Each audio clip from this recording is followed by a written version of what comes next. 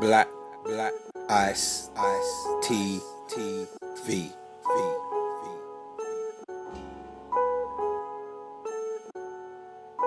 Black Ice T V.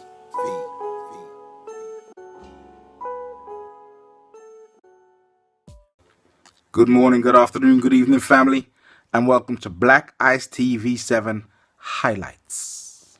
You could watch a blackest movie like Fences. Yeah. And something that they did slide, I know a lot of people don't know, is they're talking about racism, it's pro-black. Have you seen the movie? Yeah, I watched it. I just watched it about a week or so. A week ago, there you go. So there's a scene where Denzel and Davis, they're in the kitchen and they're arguing and talking about something. And there's a little picture on the kitchen, just above the sink, and it's white Jesus, blonde, blue eye, Caucasian, proper. Yeah. And that is so intrinsic. The mind wash, the mindset. Yeah. That so even when you're feeling darkened. Yeah. And by the way, I don't say enlightened. There you go. Yeah. Even when you're feeling darkened, someone didn't understand that. Bro, after I fired somebody for doing some fraud, this was a young black kid. I hired an apprenticeship. He said to me, when I was getting rid of him, and this was because he tried to do fraud with job outcomes, he said to me, can't I just still work for you? And people don't have to know it's me that's sourcing the jobs or placing the people into work. And I'm like, this is the exact mindset that's got you in this shit today. And now you still ain't learned your lesson, bruv. Now light tower, lighthouse. Yeah. Black male. White lie. Yeah, a white lie. Even when you lie, but it's a white lie. It's okay. I'm just bending the truth. Yeah, it's a joke. But I think it's deep. But we could talk on these things all day long. Yeah. The bottom line, it comes down to is action. Yeah. How do we proceed? What do we do? Do you know what I mean? And that is a beautiful segue into where we are now. This is Black Ice TV7 Highlight. Yes. And this is Naz Tyrone. No government names. That's right. And this is my first highlight. And what I'm trying to do is put the focus onto people who are achieving, who are being positive images in our community, such as this man before us right now. Thank you. This man here is a father, homeowner, businessman, entrepreneur, author, highly intelligent dude. And I'm going to let him introduce himself right now and tell us who he is. Right now we're in Aldgate, in plush environment. I'd love to turn around, but for legal reasons I can't really show the area. Yeah. So it's a little sound coming from somewhere, isn't it? I think it's coming from the that was my little intro. I get music to play when I get introduced, that wasn't darkening right there, right? So where's that coming from? Yeah, so my name's Kwame Badu, 38. Grew up in I would say a poor area, poor estate that I grew up in, but very grateful and blessed to have been surrounded by the right sort of schooling and parenting and network. And that's one of the key things that I would always say to people. It's the company you keep does help define you. And I was quite blessed to have forward thinkers, motivators, encouragers. And so I'm at this present stage. I run several businesses, and as I was introduced, things such as home ownership, starting businesses, father of beautiful girls. It's been something that I'm proud to look back on. But I like to believe that the journey is only beginning, because for me, real success comes from actually being able to help others who want to step onto another platform. And being able to have this opportunity to speak through this platform here I think is great, because it then helps spread the word and can help encourage others and help me do what I believe success is, which is to help others. That beautiful intro. What can I say? So give us a little view into you.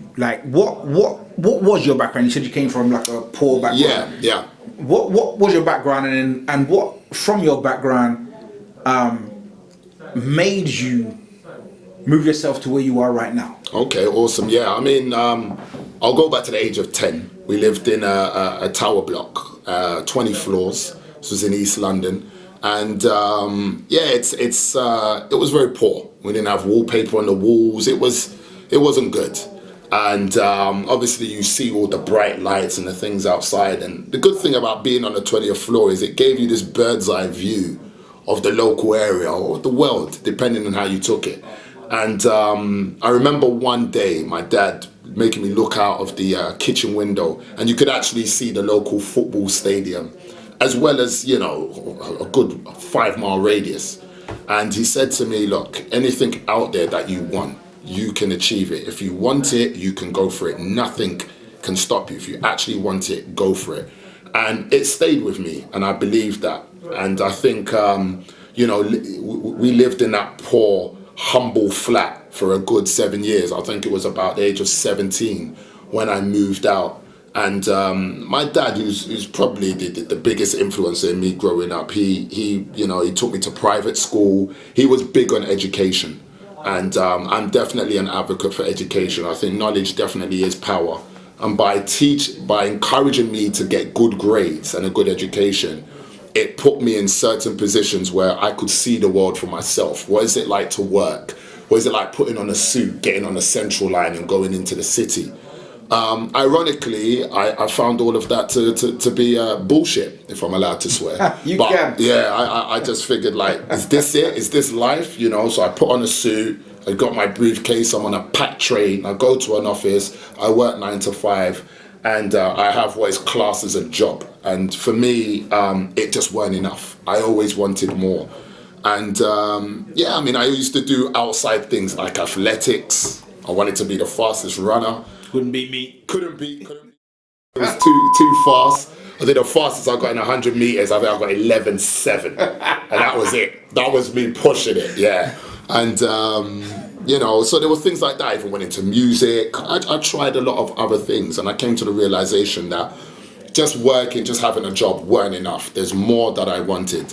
And that's what then the world of entrepreneurship or self-employment started opening up. And I actually realized that's what I've been trying to do all my life. You know, being an athlete, being a rapper, a musician is all self-employment. I think I even tried modeling at one point. For real? Yeah, I did Mr. Ghana. Sid? I did Mr. Ghana in 2000. And I'm I was going to look 20. that, by the way. I'm going to put some pictures at this point here. As you say that, it'll just be there, yeah? Wow. So, do you know what? That was monumental for me. I got encouraged. And again, about the company you keep. A very close family member, a cousin of mine, she advised, she said, why don't you go for it? Give it a shot. You might win. I was like, come on, I'm not. And I actually went through it and won it. And it gave me so much confidence about, you know what, just believe. Yeah, so I believe that, finances are the biggest inhibitor sometimes. But if you believe in something strong enough, you will find the money or find the way or the connect who can put you in a position to really go for it. I just think a lot of it is about passion and belief. yeah. Yeah. It's funny, like you said about the failure. I'm actually doing a video on positive and negative. Okay. Because right now we got a mindset where people are always saying, stay away from the negative people. And I'm like, you don't realize the universe is a duality. Yeah. If you don't take the negative, there's no growth. Absolutely. Like through failure, through negative, you learn. Anything that negative that happens creates a learning experience which allows you to grow. So I'm trying to get people out of that way of thinking. I'm not saying think negatively, think positively, not at all, yeah. But you recognize negative and you don't shirk it. So that was cool. That's actually a good point, actually. I like that because, I've done a lot on network is your net worth or the company you keep and so forth. And, you're quite right. There's this big ethos right now about what they got, filtrating your circle, isn't it? Like getting rid of bad mind or negative people and that. But you're quite right. I guess I've always believed you're never going to get rid of all of them. Yeah. Not everyone's going to expose who they are. Or some people, they're family or you care about them and you accept them for who they are. Yeah. But it's not about, you're quite right, don't get rid of them. Just know who is who. And the funniest thing is, and play the game. If someone brings, because sometimes people think negative thinking is thinking that goes against the norm or goes against what everyone else is considering, but by having that person there, it might allow you to avoid pitfalls that you aren't thinking about. Absolutely. So when you say, oh yeah, we can do this, and they say, oh, what about this? Yeah. That could be something you never considered that can help you. So it's about understanding. And even if it doesn't, again, it just introduces something else to the mix that allow you to consider. Absolutely. So I'm trying to get people to understand that. Don't and also, final thing, if someone is perpetually negative, there's a reason that they got negative. If you shun that person now, what's going to happen? They're just going to get more negative. Absolutely. Negativity without positivity breeds chaos. If that person gets into a chaotic situation, that's when you find you got all these black people now. Suicide rates up through the roof. Because you got people shunning them. Oh, you're negative. You're negative. That's So hold on, no one's trying to help these people now. That's very true. So it's about getting that mentality out. You're not seeing this happening in white society or Asian society. They're putting these little mental things, and that's another thing. I'm doing a video on brainwashing. Okay. To try and create a segregation. To allow us, and this is ongoing.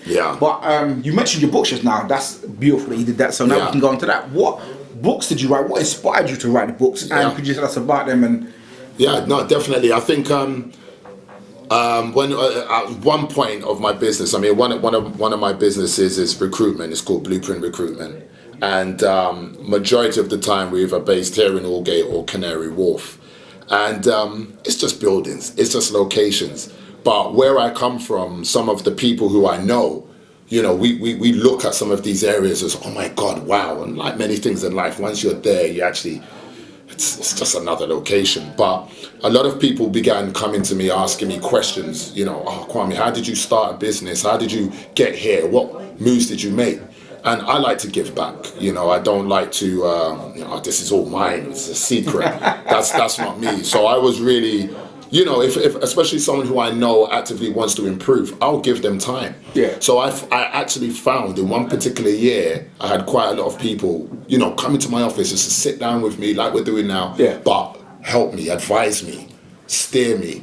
And, you know, obviously you're taking valuable time out. And because it's someone you care for, it might be an hour meeting, it goes on for 2 hours. And then when they leave, you're back trying to run a business, but they've left with great, you know, they're empowered, they're going off. So that's really what empowered me to make me think, do you know what, if I can put this down on an e-copy or something which anyone can have, then it's like, Kwame, tell me how here you go. Start a business. There's a book, starting a business. Tell me about what makes you this kind of person. Here's something about your network is your net worth. This book talks about the company you keep, good and bad, positive and negative. Tell me about property. Okay, it's a book called Investment. This is not just about property, about ISAs, premium bonds, quantifying your money, making your money work for you. Obviously, Blueprint Recruitment, you have tons of people asking, how do I get a job? How can I perform in an interview? So that was one of the other books, which is called Get the Job You Want. So all of these books are electronically available. And where can you find them? You go to kbconsultancy.uk, not co.uk, but it's quite hard to get a domain name these days. So you got to go .london, whatever. So it's KB, which is abbreviation for Kwame Badu, but kbconsultancy.uk.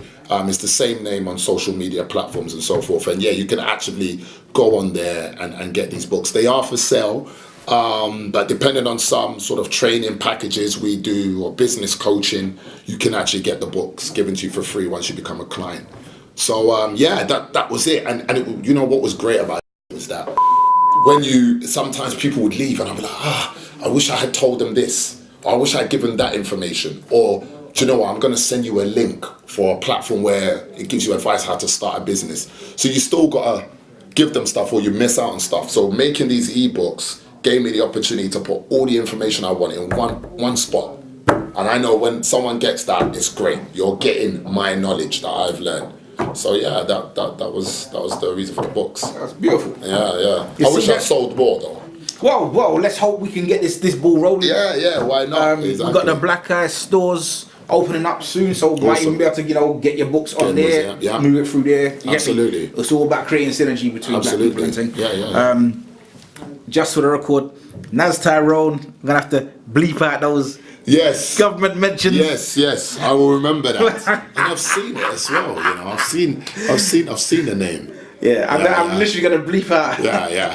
Yeah, so feel free, talk free now. No problem. Yeah, I'll bleep anything that has to. Oh, but, and on another note as well, the books are available on Amazon. So beautiful. yeah, I'll definitely be keen to use the Black Eyes TV to put as another platform to put it out. Like that. Absolutely.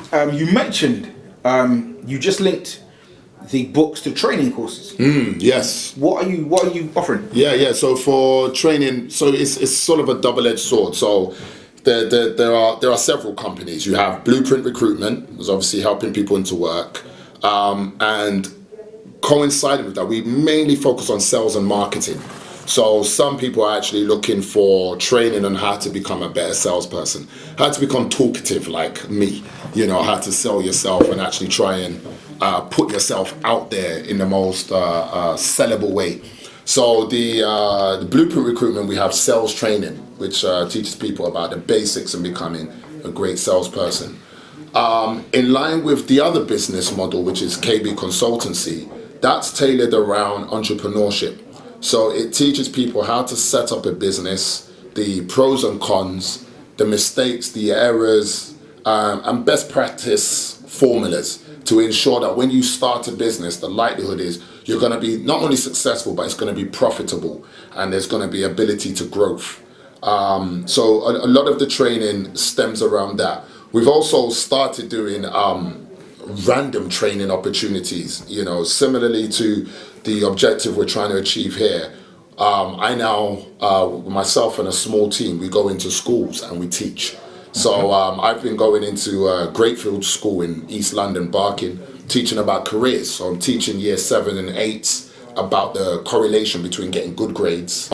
And I'm going to sell it in white areas. I'm going to make money and show them so they can see, you know what, actually a lot of the black boys we see with the hoods, the trainers, the Air Force Ones, they're entrepreneurial, they're smart, they got degrees, they're doing things, they're creating.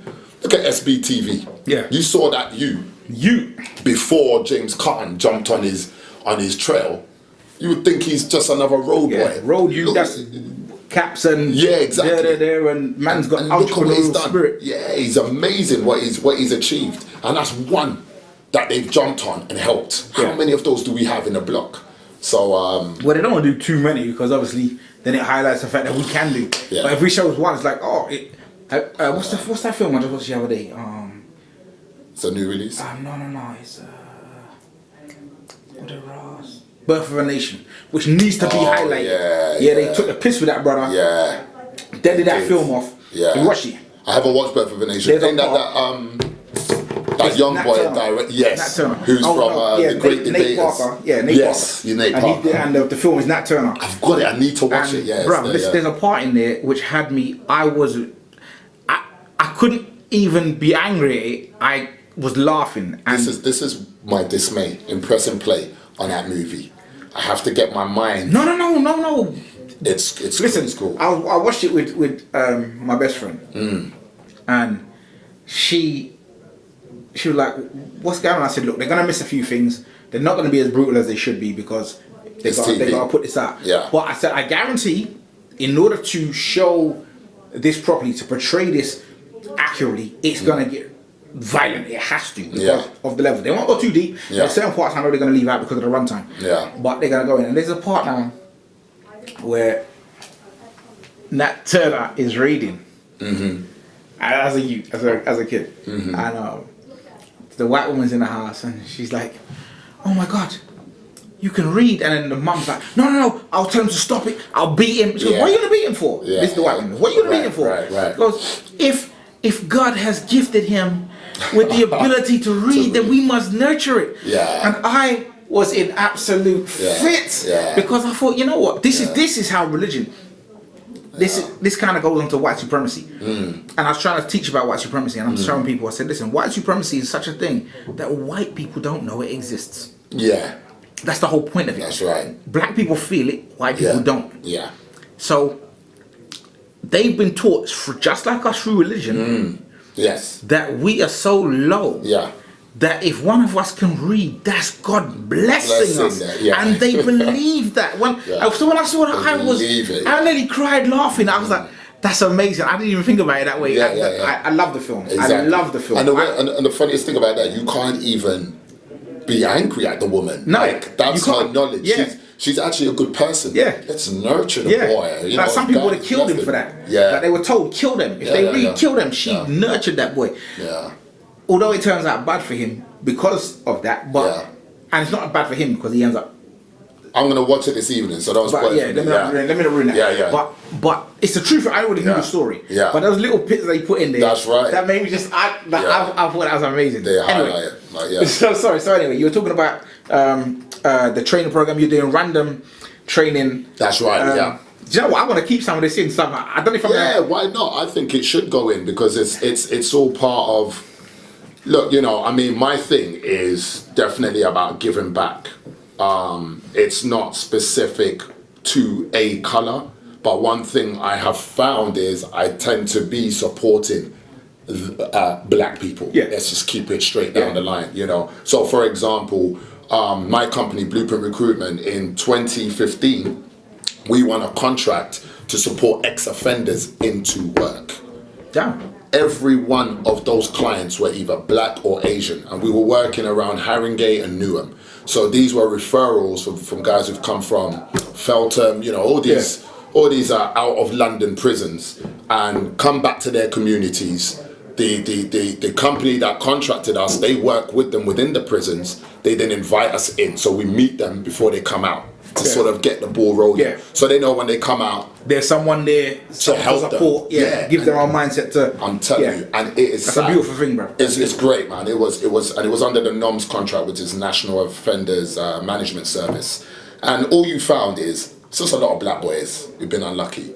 Stuff that some people may have got away with, they got caught, and they got a year or 2 years. Yeah. And it's changed their life now. Now they, you know, applying for a retail job in JD Sports. Do you have a conviction? And they're taught to say yes, you have the conviction, and write a covering letter explaining your rehabilitation. Which, from a recruiter standpoint and understanding the mindset of employers, you know that don't mean diddly squat. And that's why it's so important for them to have a medium like ourselves. You can go to an employer and go, listen, we got a couple of ex-offenders, X being the key word in that sentence. You know, they've changed, they've rehabilitated, and they just want a job. They want to make their lives better. They want someone to give them a chance. And, you know, 90% of those clients were black. You know, so yeah, it was, you find, and under the recruitment service, it's had a big welfare banner. So you find you're helping a lot of the poorer districts, you know, job centre clients and so forth. So a lot of them have turned out to be of ethnic origin. And so it's really good, man. It's very empowering. And what's great as well is, you know, so many of them will be like, well, bruv, you're the owner of the company. I thought you were just a consultant. And they're like, oh, you're so humble with it. And I go, listen, mate, I need to make sure this contract succeeds. So I can't just let my consultants do it. I'm involved as well. I'm helping placing, I'm sitting down doing one-to-ones, interview skills. And they're looking at me and they see your office or they see the car you get into. And I wish there were more drivers than material things, but that makes them think, wow. You know, it's not just about spitting bars and getting on YouTube. There's many ways to skin a cat and reach that pinnacle of I'm cool. You know, I'm all right. So yeah. By the way, I just gotta say, this is just for my own peace of mind, I should say.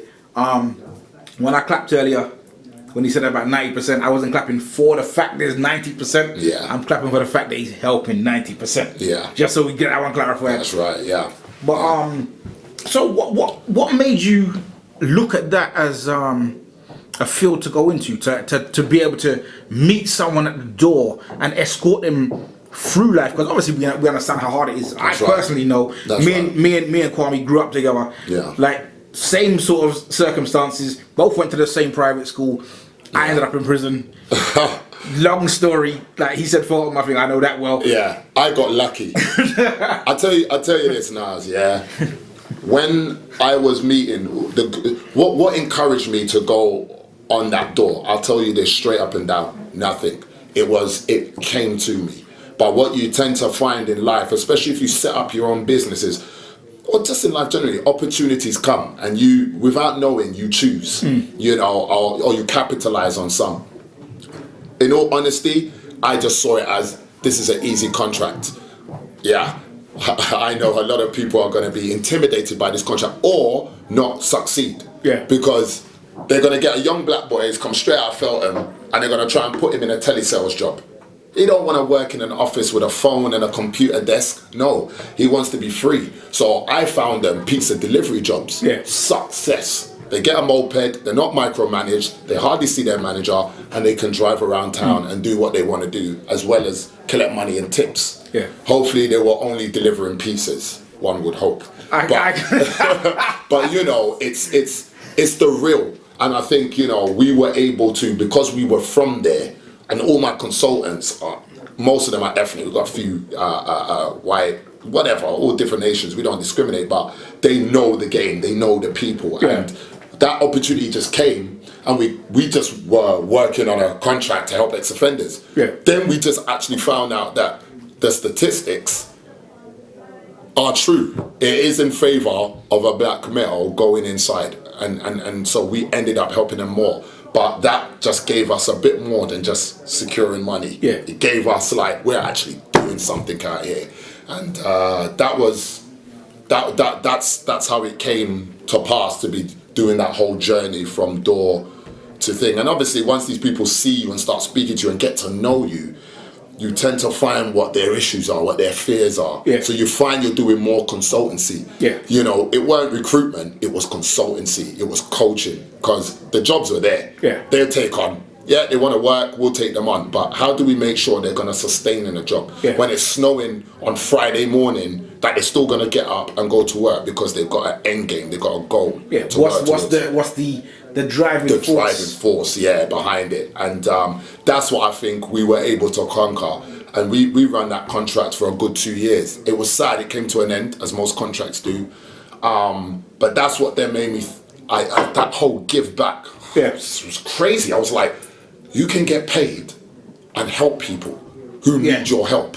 Good God, I'm on this thing. Yeah. And so even the whole KB consultancy, which is about business coaching, that's about training to help people become successful entrepreneurs. Yeah. And you know, we do a lot of work, we advertise it, and we get a variety of people coming through of all backgrounds. And it's again doing that whole journey from an idea to actually go into their office 6 months later and like, wow, you've done it, this is great. You know, so it doesn't always happen that way. Sometimes you gotta be harsh. You gotta say to somebody, do you know what are you doing? This business ain't gonna happen. You gotta say to someone looking for a job, you've just come out of jail. No, you can't jump and be a tattooist. Yeah. You gotta train, you gotta do this. Why not get a little job on the side for now? Yeah. So Think realistically. realistically, yeah, and that's where I think the skills of being a salesperson, being persuasive, knowing how to communicate, Yeah. really comes into play. Yeah. Well, the thing is, I'll applaud you for that. Like, I know, like I said, I went to prison. I was set up as a kid. Won't go into the details. I'm literally having a play written on my life right now. Oh, awesome. Yeah, so it's been put through to some big theatres, top theatres actually. Yeah. And they're on board with it. So Yeah. I don't want to take real too much because Yes. they'll be in that. But yeah, I got sent to prison. What are you gonna call it? Do you know what? I haven't decided For yet. the name yet. I haven't decided yet because I got an idea, but it sounds stupid. So Life and Times of Naz T. Sounds like that. But all right, so I set up, went to prison, and I was academically gifted. Got the Maths Award for Britain. Got moved up a year in the school, and even though I went to prison, I came out still optimistic. Like I got off on appeal because it was some bullshit charge. They literally made it up. It wasn't even a case of they had evidence. There wasn't even circumstantial evidence. They literally made it up. Yeah. So I come out and I thought, well, you know, sidestep. And I'm trying to get jobs. No one's hiring. Yeah. Like there was a place in Whitechapel I went to, a recruitment firm. Okay. They were hiring 4 recruiters. Just down the road then. We got pop by when we finish. And they had like 300 people come there for the interviews. Whittled down to 30. Whittled down to 3. I don't know what that shortlisting. Yeah, but I don't understand why it was all through periods of zeros. It was like from 300 to 30 down to 3. To yeah. I don't know what made them do that, but down to 3. So I'm in the final 3. got the thing, everyone in there loves me, I'm busting joke, and then they said, do you have a criminal record? So me being me, because I got fired previously, I was working in London Underground, I was the fastest person. I remember that time. Fastest person to ever get put up for promotion in the company, ever. Yeah. Yeah, they said you can't get promoted in under a year. Yeah. In 3 months, they'll put me up for promotion. Yeah. And I got fired when they found out I had a criminal record. That's right. So in this place, I thought, all right, let me circumvent that, and let me just say I've got a criminal record from the jump. Yeah, yeah. And then when they said, you got a criminal record? And then one girl come to me, she goes, you shouldn't have said that. Yeah. I said, well, I didn't want to get called late. She goes, they wouldn't even have checked. Yeah, like, yeah. Next minute, from being the three that didn't need, and they called back someone else. Yeah. And I was like, Ross. It's I'll tell you this, Naz, when we had the clients, and I'll put this on the record, clients would say to us or ask us how they should perform in application and in interview. And we would be as politically correct, as legally correct as possible. But the word advice, we're advising, was always the term used initially, the prefix, because we live in a real world. Yeah. And, it's almost like someone saying, should I lie on my CV? And you want to say to them, everybody lies. No one's CV is real. The person interviewing you on their CV, if you were to fine tooth comb their career, you would find anomalies. You would find things that are not quite right. And but you can't tell them because they're clients, they're customers. Yeah. And best believe they'll sit in front of the customer and say, well, Blueprint advised us not to tell you, so you can't fire me. They told us, so we had to obviously move carefully. But there are tactful ways of suggesting to do it, and that's what I loved about that contract, the NOMS contract. It seemed like they actually wanted to reduce the numbers in the prisons. Yeah. Maybe statistically, it was like, look, we got too much, we need to do something. Yeah. Not to mention the fact that it costs more money to help people get out of prison and get into a job. It costs less money to do that than to keep them in the prisons. So from a financial standpoint, it's beneficial. Get them out. Give this company 30 grand per person as opposed to spending 60 grand keeping them in the prison for the whole year. But that's another argument. So I can imagine that. I can imagine that, and I can imagine straight away. And you got to look at it like this. I'm a white guy. I'm from Peterborough. I've never even had a friend who was black. Yeah. You're the closest to a black person I've had. But you actually seem like a nice guy. But I could see you, boy, if you're upset or that, how would I handle you? Jesus. So that's going on in the back of my mind. Then you tell me you got a conviction. That already sends me there. I'm not asking you, what is your conviction? And that's something the NOMS contract taught us. There are so many different categories. Yeah. A light possession. He had a £10 worth of weed in a bag in his pocket that he just bought for recreational purposes, but he's classed as with intent to distribute. Some big terminology. He's got a colourful criminal conviction now. The guy had £10 where he was going to roll one or two. The policeman who probably shifted him has probably done the same thing in the past, and it's a lot of it's just being unfortunate. And what you said about being misrepresented to even get the record, that's another issue that many of people from our background face, because you don't have the right person to represent you. Yeah. My name's African, and best believe I may not have gone into Feltham, but I've been to court several times. Yeah. And I've had solicitors get my name wrong. And you're looking at it like, how are you going to help me? And you can't even know my name. Yeah, you can't this take is the time to learn it. And you're like, Kwame. Yes, Kwame here, who's on your like, oh my God, I'm getting it. Well, that's the thing, I literally stopped getting solicitation. I go in, I learn what I need to learn, and I represent myself. Yeah. And that's worked out for the last few times.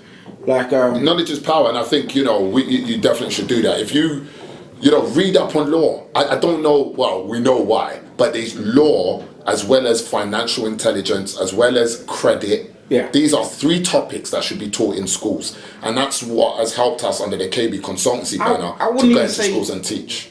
I wouldn't even say teach them in schools. I'd say teach them at home. Well, that's what you have to do now as a parent, because they're not getting in schools. But it should be. Teach me basic laws. What rights do police have? What rights do I have? Let me ask you this. Why do you think that they wouldn't teach you? Well, we know, yeah. I would say because, like my dad said to me when I was younger, he said, Kwame, if everyone did well in school, who would clean the roads?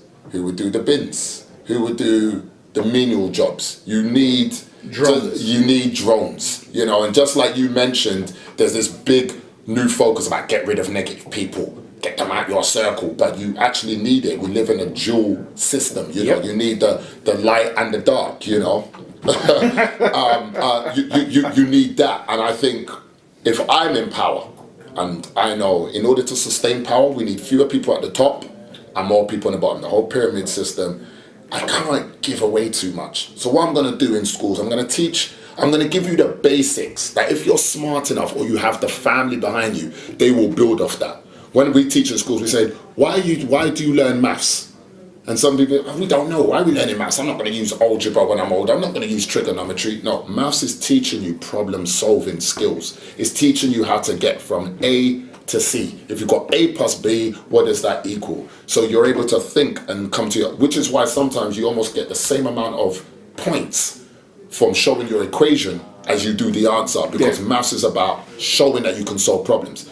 So, you know, I believe that's why they don't. They've given you enough so you can read and write, solve problems, go and learn yourself. Make you functionally illiterate. Yes, exactly. But if you just go with face value, you come out of school, hey, I got 5 GCSEs, A to C, great. But have you learned the underlying lesson that lies behind the maths, the English literature and that? And most of us don't.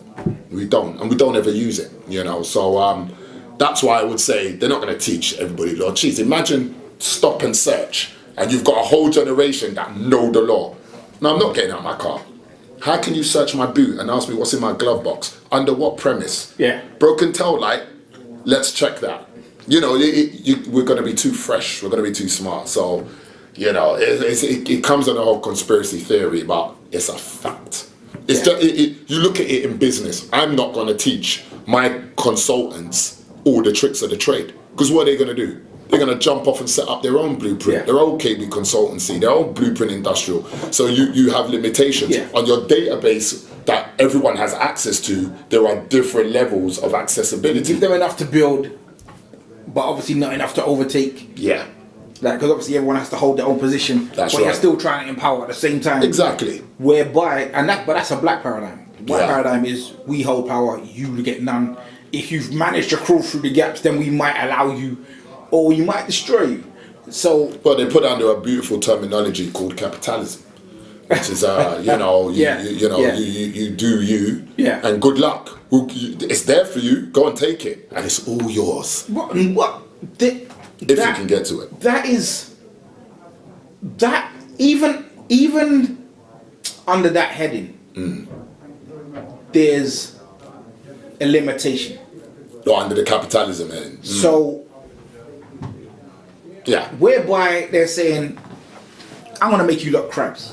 And if you can get out of that bucket, you can survive. People might pull you back down, but if you can get out, you can survive. Yeah. And that would be capitalism. You throw yourself up, you get up, and you live.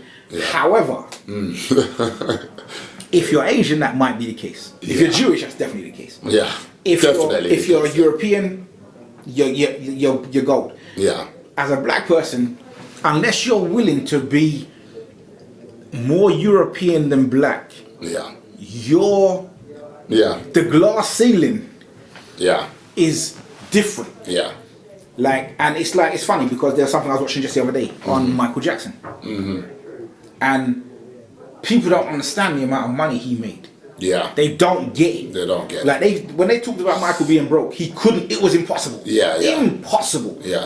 Like, so they've thrown some words around about him trying to get hold of the Beatles contract. Man owned it from years before. That's right. And he got it for a couple $100 million. And then when he died, it was worth a couple billion. Yeah. So businessman. So this is what I'm saying. You get too powerful, they're gonna bring you down. They will destroy you unless you capitulate. So capitalism is it works if you're not black, or first, okay, I'm gonna say this, Mugabe. Man. Now me and my daughter were arguing about this the other day. Like, cause she's Zimbabwean. Right. So we're arguing about this. And I said, listen, you don't understand what Mugabe was doing. Yeah. You don't get it. Yeah. Like, he seemed like he was being evil. But then I'm going to show you Saddam, Gaddafi, and to an extent, Idi Amin? Fidel Castro. Oh, Castro, yeah.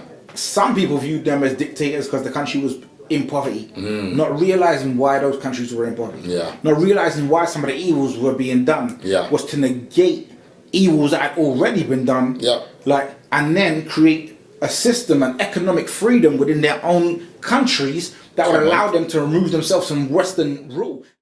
Imagine America where every state had its own currency. It's a joke thing, but you don't think about it, Like, okay, you go to Virginia, they've got the Naira.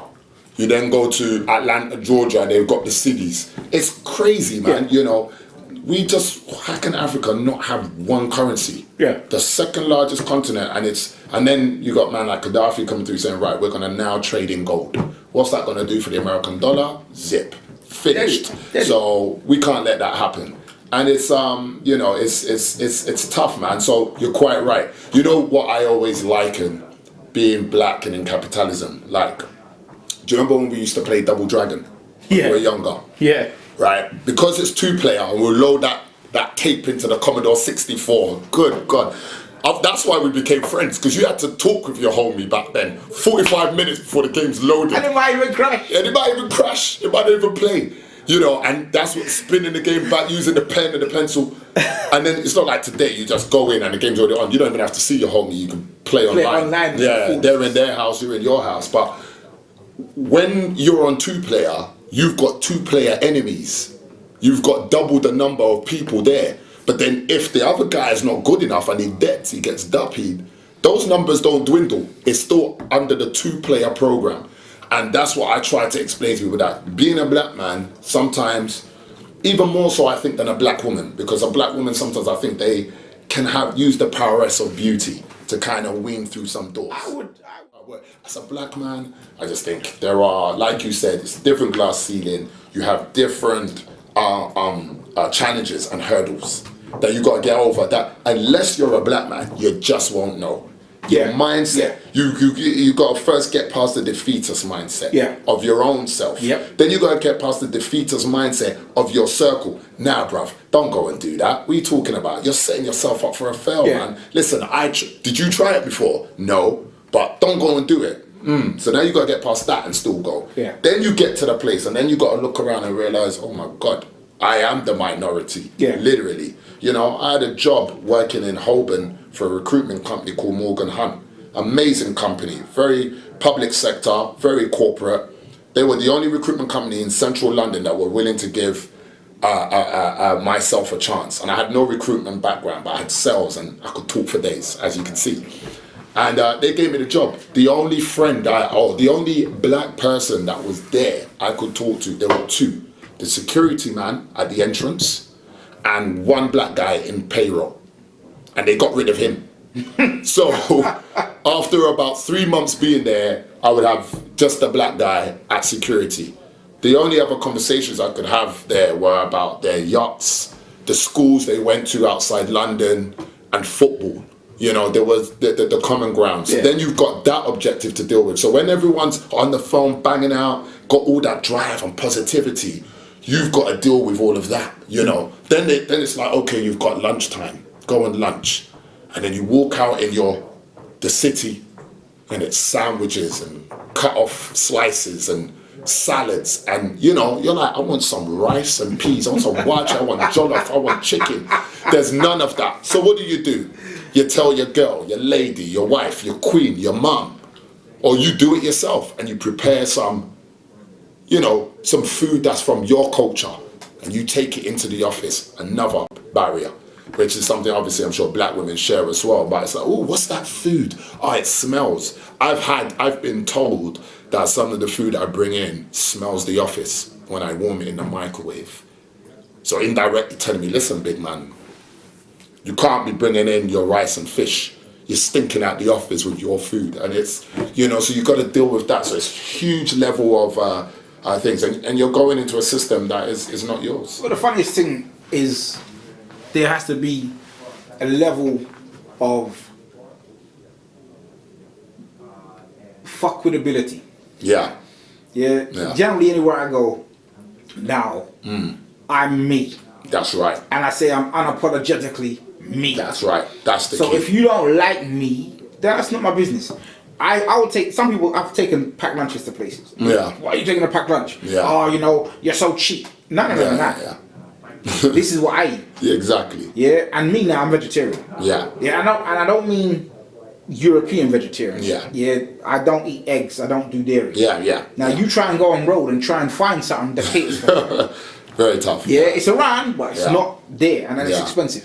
Yeah. Yeah, and for the most part, I dabbled in cooking for years. Mm-hmm. Yeah, so I know generally I can make something better than most people. Yeah. Yeah, so why am I gonna go and pay you to do Yeah. something that I think is gonna be lesser than what I can do? That's right. I'll do that myself. Yeah. And if you don't like the fact that I'm bringing up, that's your hang up. I don't give Yeah. a damn what you think. Yeah. I'm doing me. That's right. And we need to get into that mindset. That where- mindset. Yeah. You of that. I'm doing me. I'm Yeah. proud of me. How did you say unapologetically? Unapologetically me. That's the way. And I think, you know, being in my side of things and moving forward, that's the challenge that I constantly find. I may sometimes do an interview like this on a radio station or something I post on my YouTube channel or social media, and I go back and I look at it and I go, I like the message I'm bringing across, but was that me? Have I found the middle ground that works on all platforms? Or was that me? Was that Kwame Badu speaking?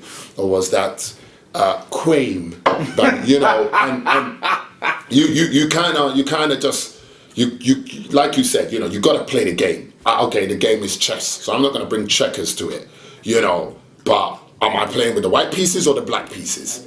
So I can still play chess, but you still have to, and it's a challenge, man. And I think who you've got behind you can really help you sustain that. Yeah. You know, your queen or your family or your friends, they could come and say, you know what, Naz, yeah, what you're doing is brilliant, but, you know, there's something not quite right or there's something missing. And if you're not a fool, you've got to be able to listen to criticism. You know, I think one of the key things in achieving and growing and becoming successful is those who are good at taking criticism are successful. Yeah. Period. It's just standard. Those who are like, no, because you're never going to learn. Yeah. You know, like they say, if you walk into a room and you spend most of the time talking, you leave the room with the same knowledge you went in with. Yeah. You know, Yeah. you got to be able to listen and take heed. And that's something that's, one, kept me grounded, and two, kind of help me stay in the path, you know. And if you were to say, what advice would you give to people, I would definitely say, please be open to criticism. And that's why I also think what you mentioned earlier about keeping negative people around, great. I wrote my ebooks, the first people I showed it to were the most pessimistic people I knew, because boy, if they can turn around and tell me it's good, Yeah. then I'm in the game. There you If go. a hater could be a go, bruv, you know what? And like you said, they may even point out stuff that might actually benefit you. Yeah. To them, they're hating, but they don't even realize they're helping you. A year later, yo, bruv, how come you got this nice big house and this new car and that? Well, remember when you were telling me, don't buy that house and whatnot? You were telling me out of spite because you didn't want to see me grow. But because I listened to you and waited a year, my money's doubled, property value's gone down, so I was able to get a better house. I want to thank you, man. Come round for dinner. I'm busy this week. All right, when you're free, when you're ready. Do you know what I mean? Yeah. So it's take criticism. Don't be scared of failure. And yeah, man, know your network is your net worth. And just be mindful of, know the players and know their roles. Once you know the players in your circle and you know their roles, you're gone clear. He's the hater, he's the uplifter, he's the encourager, he's the party guy, he's the one that helps promote monogamy. He's the friend that helps steer away from it. He's the family one. Just know the roles. You're in the game. All right. Yeah. So, see, now you see this, yeah? This information is coming to you live, yeah? This is my boy Kwame Badu, yeah? Big man on campus, yeah? Try to be. Listen to the gems, Yeah. take heed, yeah? He's not saying this to try and belittle no one. Man's only about empowerment, uplifting, and darkening. That'll be the saying from now on, and darkening. Take it, learn it. You'll understand it when I drop it if you don't get it already. So, final question. Do you have any advice for someone wanting to opt for a similar path or journey? Yeah, definitely. Never stop learning. Continue to educate yourself. Let it be through schools or educational platforms. But very simply, get a book. And for me, I looked at people who were doing things like what I wanted to do. James Caan, his success came through recruitment. Hamilton, Bradshaw, I think it was called. So I bought his book, from Brick Lane to Success, something like that. And you'll find people out there who are where you want to be. And most people who are successful have a book. Get their book, learn it. It's like basically a blueprint to, this is where I failed, this is where I succeeded. And you're able to follow that. So learn, never stop learning. Don't be afraid of failure. Don't be afraid of failure. And know when to listen and when to be stubborn. When to listen to people and go, yes, I'm going to take your advice and do or not do. And when to go, you know what? As Naz mentioned, be unapologetically yourself. That, no, I don't care what people say. I need to do it. Either because you believe you will succeed, or you need to fail at it yourself, and find out for yourself. So when you speak on it, you speak from experience and knowledge and sense, as opposed to guesswork. That would be my advice. That's some powerful closing right there. So this is Naz Tyrone, Black Eyes TV7. This is Kwame Badu. Yep. Give your information again. So yeah, you can find me at Kwame.Badu on Instagram or Facebook. You can look up KB Consultancy or Blueprint Recruitment, which go by the same name on all platforms. LinkedIn. We are out. I'm going to put a link to all of... Yes, please do. Yeah, all of the websites and the social media. I'll put it all up on here as well, so people can find it easily. Yeah. Please check him out. It will benefit you immensely. Yeah. Black Eyes TV, and we're out. Black Eyes TV.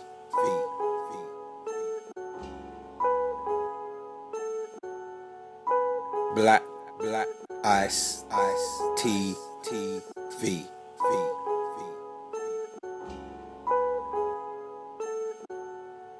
What came first, Ra or Allah? Jesus, Darwin, Krishna, Raja, everybody swears they know the creator. Put belief first, facts, cracks, grow greater. Check it, pa, what came first, Drake or the Woo? If mask off's the future is blue. Higher infinite power, healing our people. Replaced with trap, confine the minds of ways that's fecal, lethal. What came first, woman or the man? You take man out of woman, you can't reverse the plan. Man feels the greater than nature, that's why we're living. Damn, balance brings truth, but resides in a hand. Talk, fam, what came first? Blackness or the womb? The blackness of the galaxy, the blackness of the tomb, the blackness of the skin or the blackness of the heart, the blackness of the soul where the seed takes its start.